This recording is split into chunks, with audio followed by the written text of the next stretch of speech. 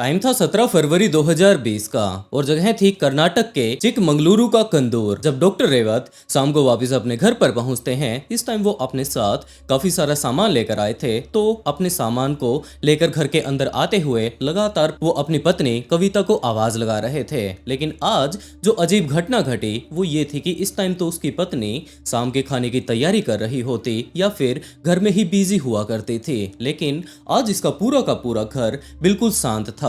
तो इन्हीं सारी चीजों का कंफ्यूजन लेकर उन्होंने घर के आंगन में ही अपना सारा का सारा सामान रख दिया और उसके बाद अपनी पत्नी को आवाज लगाते लगाते अलग अलग कमरों में वो जाने लगते हैं। दूसरी तरफ उनका बेटा भी उनके साथ ही आया था, जिसके चलते वो भी अपनी माँ को ढूंढ रहा था। और इसी तरीके से कविता को आवाज लगाते लगाते जैसे ही डॉक्टर रेवत अपने मेन रूम में पहुंचते हैं तो वहां पर उन्होंने पाया कि इसकी पत्नी इस टाइम बेड पर ही पड़ी हुई है। इसके चारों तरफ काफी सारा खून फैला हुआ है। तो इस चीज को देखकर डॉक्टर रेवत काफी ज्यादा घबरा गए। उन्होंने भागकर सबसे पहले उसकी नब्ज चेक की और उन्हें यही बात पता चलती है कि उनकी पत्नी कविता तो अपनी जान गंवा चुकी है। इस बात से वो इतना ज्यादा परेशान हो जाते हैं कि वहीं पर उन्होंने रोना और चीखना चिल्लाना शुरू कर दिया। जैसे ही इनके पड़ोसियों को ये बात पता चलती है कि इस टाइम डॉक्टर रेवत के घर से रोने की आवाज आ रही है, तो सारे के सारे पड़ोसी इस टाइम काफी ज्यादा कंफ्यूज हो जाते हैं कि ऐसा डॉक्टर साहब के साथ क्या हो गया। और वो लोग इस बात को जानने के लिए सीधा का सीधा उनके घर पर जा पहुंचते हैं। वहां पर जाने पर उन्होंने जो कुछ भी मंजर अपनी आंखों से देखा उससे यही बात पता चलती है कि आखिरी टाइम में इनकी पत्नी को काफी ज्यादा बेरहमी से मारा गया होगा। काफी सारे लोग अब यहाँ पर इकट्ठा हो चुके थे। कुछ एक लोगों ने पुलिस के पास कॉल कर दिया और बहुत जल्द पुलिस ऑफिसर्स यहाँ पर आ भी पहुंचते हैं। उन्होंने आकर जब डॉक्टर रेवत से पूछताछ करनी शुरू की, इसके साथ साथ इस केस के ऊपर इन्वेस्टिगेशन करनी शुरू की, तब जाकर पता चलता है कि इनके घर का काफी सारी अलमारियां इस टाइम खुली हुई हैं। उनके अंदर से कुछ एक चीजें निकालने की कोशिश की गई है। और जब डॉक्टर रेवत से पूछताछ की जाती है कि क्या आपके घर से कुछ गायब है, तो पहले तो उन्होंने इस बात से साफ इनकार कर दिया कि मुझे कुछ भी नहीं पता, अभी तक मैंने सिर्फ और सिर्फ आकर अपनी पत्नी को संभाला था। जब उसकी पत्नी अपनी जान गंवा चुकी थी, इस बारे में डॉक्टर रेवत को पता चलता है तो वो पूरे तरीके से अपने होश और हवास को ही भूलना शुरू कर देते हैं। उसे कुछ भी समझ नहीं आ रहा था कि अब वो करे तो क्या करे। और पुलिस ने जब उनसे थोड़ा रिक्वेस्ट किया ताकि वो पूरे के पूरे माहौल को जानकर इस बारे में जानकारी इकट्ठी करने की कोशिश करे कि आखिरी टाइम में यहाँ पर क्या हुआ था, क्योंकि पहली नजर में देखने पर यही बात लग रही है कि इनके घर का काफी सारा सामान इधर उधर बिखरा हुआ है, तो जरूर यहाँ पर चोरी के चक्कर में कोई ना कोई बंदा घुस आया होगा। और उन्होंने आखिरी टाइम में हो सकता है कविता चिल्लाने की कोशिश कर रही होगी, यही कारण था कि एक तेज धारदार हथियार से इसके गले पर वार कर दिया। डॉक्टर रेवत अपने पूरे ही घर को अच्छे से देख लेने के बाद पुलिस ऑफिसर्स को यही बात कहते हैं कि इनके घर से तकरीबन 4 लाख रुपए और घर के जितने भी गहने थे वो इस टाइम गायब हो चुके हैं। तो पुलिस का यही कहना था कि आखिरी टाइम में यहाँ पर चोर चोरी करने के लिए आए होंगे। कविता ने उन्हें देख लिया, इसने चिल्लाने की कोशिश की होगी और यही कारण था कि उन्होंने इसे काफी ज्यादा बेरहमी के साथ मार डाला। कविता की बॉडी को इस टाइम तक पुलिस के द्वारा अपनी हिरासत में ले लिया गया था। इसे पोस्टमार्टम के लिए भेज दिया जाता है और डॉक्टर रेवत को ही वहां पर बैठा कर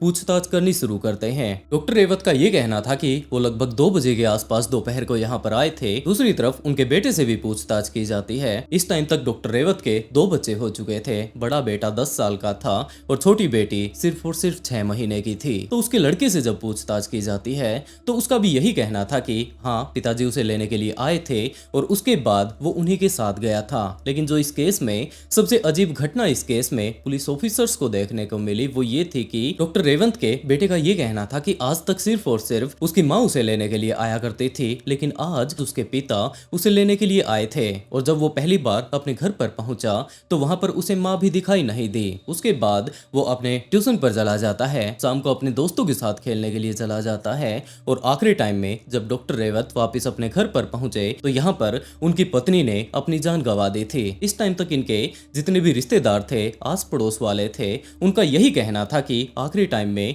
ये अपने बेटे को लेने के लिए कैसे चला गया। आज तक सिर्फ और सिर्फ इसकी माँ ही इसे लेने के लिए जाया करती थी। तो सारे के सारे लोग अब डॉक्टर रेवत के ऊपर ही शक करने शुरू कर देते हैं कि जरूर इसके अंदर इसी का हाथ हो सकता है। लेकिन डॉक्टर रेवत के तो हालात इस टाइम काफी ज्यादा बुरे हो चुके थे। वो मानो अपनी पत्नी के जान गंवाने के बाद इतने ज्यादा गहरे सदमे में चला गया कि वो किसी से बात तक नहीं करना चाहता। वो पूरे तरीके से चुप हो चुका था, पूरा का पूरा दिन अकेला ही रहा करता था। पुलिस लगातार इस केस के ऊपर आगे से आगे तहकीकात करती जा रही थी। लगातार टाइम बीतता जा रहा था और जैसे ही 22 तारीख का टाइम आया दोपहर को, पुलिस ने डॉक्टर रेवत से ये बात कही थी कि हम लोग इस केस के बारे में और ज्यादा डिटेल आपसे जानने के लिए ये चाहते हैं कि आप एक बार पुलिस स्टेशन आ जाइएगा। लेकिन दोपहर का टाइम था कि इसी टाइम किसी ने रेलवे स्टेशन से ये कॉल किया कि एक बंदे ने ट्रेन के आगे आकर अपनी जान गंवा दी है। पुलिस ऑफिसर्स जब वहां पर पहुंचते हैं तो ये कोई और नहीं जबकि डॉक्टर रेवत था। पहले तो इनके पड़ोसियों का ये कहना था कि जरूर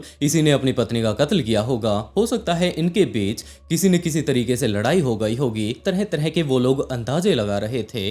लेकिन जैसे ही डॉक्टर रेवत ने अपनी जान गंवाई तो दूसरी तरफ इनके पड़ोसियों का अब ये कहना था कि ये बंदा अपनी पत्नी से बहुत ज्यादा प्यार किया करता था। हम शुरुआती टाइम से ही देख रहे हैं कि जब से उसने अपनी जान गंवाई थी ये पूरे तरीके से खोया खोया रहता था। इसने खुलकर किसी के साथ बातें भी नहीं की और अब आखिरी टाइम में देखा जाए तो ये इतना ज्यादा डिप्रेशन का शिकार हो चुका था कि इसने अपनी जान ही गंवा दी। पुलिस एक तरफ कविता के केस पर तो काम कर ही रही थी, दूसरी तरफ डॉक्टर रेवत के केस पर भी काम करना शुरू कर देती है कि असल में इस केस की सच्चाई क्या है। और पुलिस ने जब डॉक्टर रेवत के फोन कॉल रिकॉर्ड्स को चेक करना शुरू किया तब उन्हें ये बात पता चलती है कि डॉक्टर रेवत पिछले लगभग काफी दिनों से हर्षिता नाम की एक महिला से लगातार बातें करते आ रहे थे। और आज भी जब इन्होंने यहाँ पर आकर अपनी जान ट्रेन के सामने कूद कर दे दी, उस टाइम भी उसने लास्ट टाइम में हर्षिता के पास ही कॉल किया था। लगभग 5 से 7 मिनट तक इन्होंने बातें की होगी और उसके बाद जाकर इसने अपनी जान गंवा दी। तो आखिरकार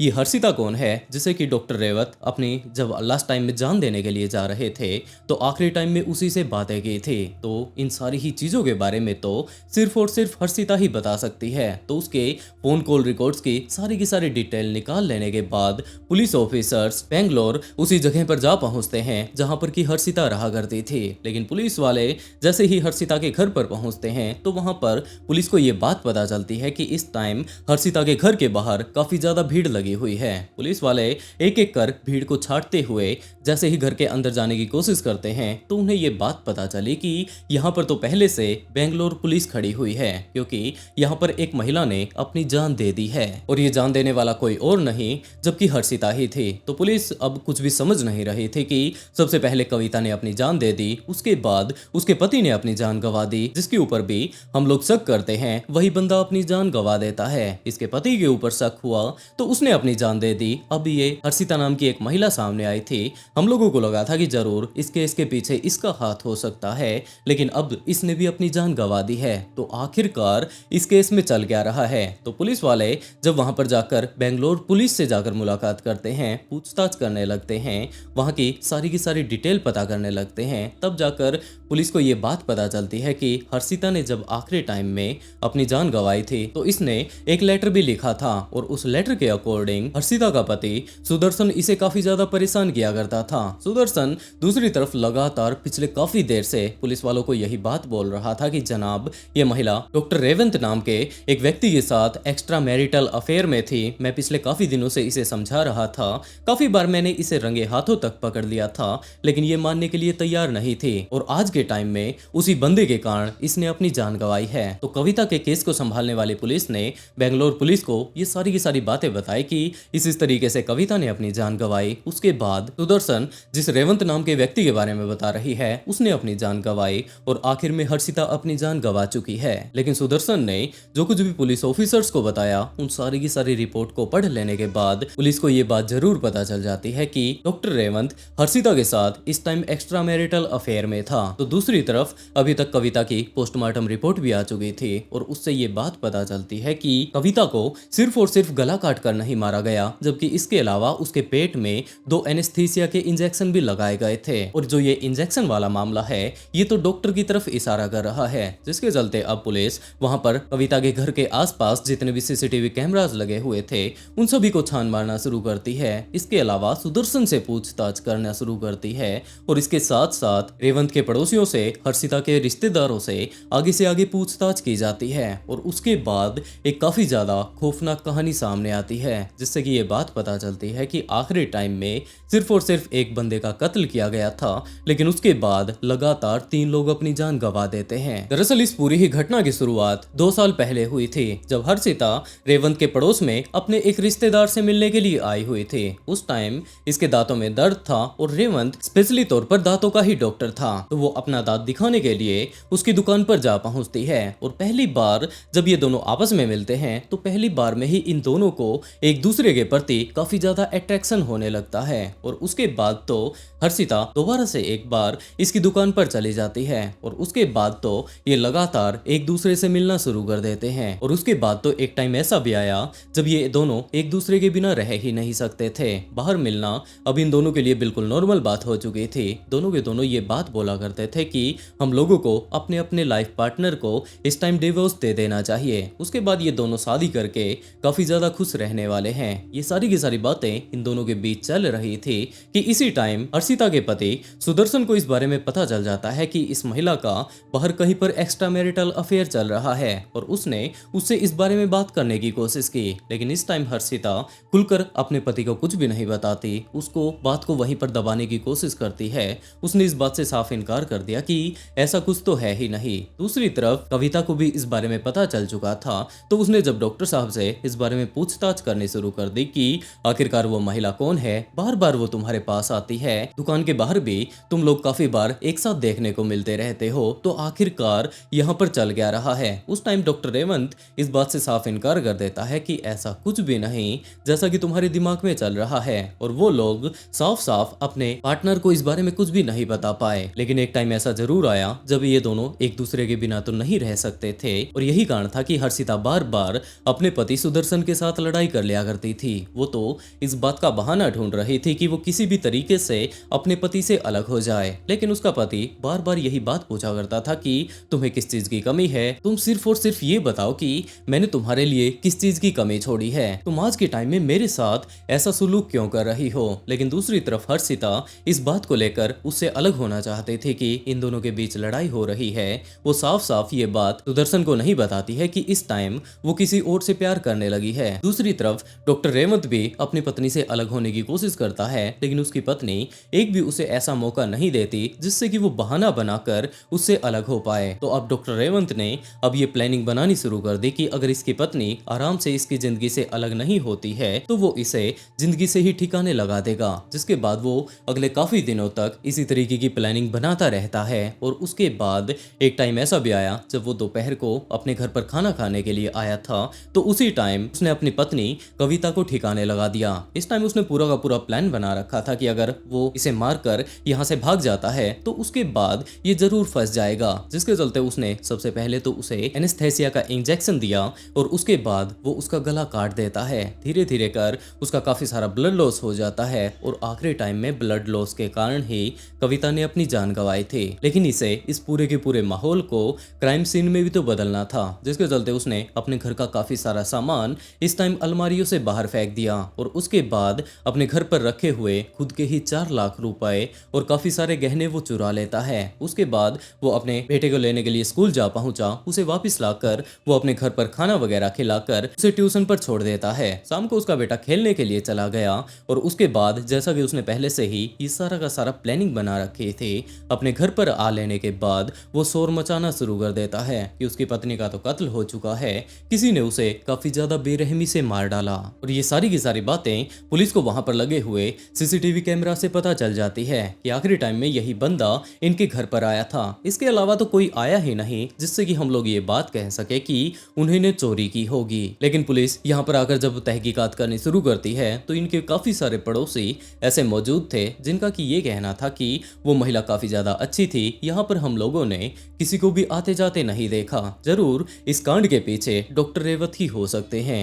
हो सकता है कोई ना कोई इन दोनों पति पत्नियों के बीच लड़ाई वगैरह हो गई होगी और उसके बाद इसने काफी ज्यादा बेरहमी के साथ अपनी पत्नी का कत्ल कर दिया होगा। इस टाइम वो काफी ज्यादा डरा सहमा हुआ था, लेकिन दूसरी तरफ इनके रिश्तेदारों को ये लग रहा था कि इस बंदे को अपनी पत्नी की कितनी ज्यादा याद आ रही है। और उसके बाद जब लगातार पुलिस उससे पूछताछ कर रही थी, उसके बेटे से पूछताछ कर रही थी और उसके बेटे ने ये बात कही कि उसके पिताजी उसे पहली बार वहां पर स्कूल में लेने के लिए आए थे, आज तक सिर्फ और सिर्फ उसकी माँ ही उसे लेने के लिए आया करती थी। तो पुलिस इस बात को लेकर डॉक्टर रेवत के ऊपर शक करना शुरू कर देती है और इसी टाइम डॉक्टर रेवत को कंफर्म हो चुका था कि वो पकड़ा जा चुका है। और पुलिस ने जब 22 तारीख को उसे अपने पास पुलिस स्टेशन में बुलाया था, तब वो रेलवे स्टेशन पर जाकर सबसे पहले हर्षिता के पास कॉल करता है और ये बात कहता है कि उसने अपनी पत्नी को निपटा तो दिया था, लेकिन अब शायद पुलिस को उसके ऊपर शक हो चुका है और वो पकड़ा जा चुका है। तो अब वो अपने रिश्तेदारों का, पड़ोसियों का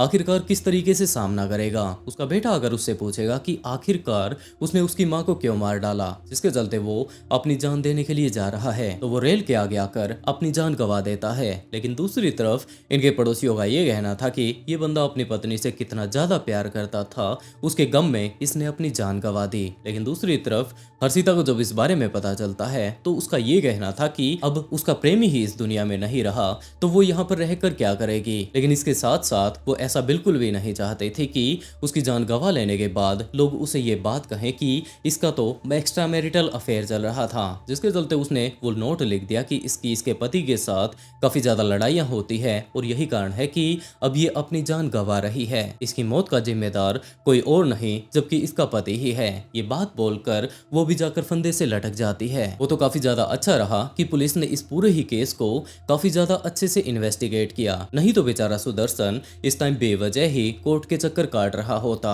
और अब तक तो उसे जेल भी हो चुकी होती। वैसे दोस्तों, आप लोग इस पूरी की पूरी कहानी को जान चुके हैं, तो आप लोग इस केस के बारे में क्या कहना चाहेंगे। डॉक्टर रेवत की इस टाइम शादी हो चुकी थी, उसकी पत्नी उसे हद से ज्यादा प्यार किया करती थी, लेकिन उसके बाद वो बाहर किसी महिला से मिल जाता है जिससे कि वो प्यार करना शुरू कर देता है। और हमारा वही पुराने वाला सवाल कि हो सकता है आगे चलकर उसे हर्षिता से भी सुंदर अगर कोई महिला मिल जाती तो क्या वो हर्षिता को भी यूं ही मार डालता। हर्षिता ने अपने पति को फंसाने में कोई कमी नहीं छोड़ी। वो तो शुक्र है कि पुलिस ने इस केस को थोड़ा सीरियसली लिया और उस बेचारे का इस केस से नाम हट जाता है। दोस्तों, आप लोग इस पूरी की पूरी घटना को जान चुके हैं, आप लोग इस केस के बारे में क्या कहना चाहेंगे अपनी राय कमेंट बॉक्स में जरूर बताइएगा। और अगर इस केस के बारे में आप लोग कुछ और भी जानते हो जो कि मैं यहाँ पर ना बता पाया हूँ तो उसके बारे में भी कमेंट बॉक्स में जरूर बताइएगा। और दोस्तों, आज के लिए बस इतना ही। स्टोरी सुनाने का अगर तरीका पसंद आया हो तो वीडियो को लाइक कर ऑफबीट पॉडकास्ट को सब्सक्राइब जरूर कर लें, क्योंकि देश दुनिया में घटने वाले इसी तरीके के काफी सारे ट्विस्टेड केस मैं यहाँ पर लेकर आता रहता हूँ। और इसी के साथ दोस्तों, आज का शाउट आउट आसिफ पासा को and write a beautiful comment to add a shout out in next video. बहुत जल्द मिलते हैं एक और नए ट्विस्टेड केस के साथ।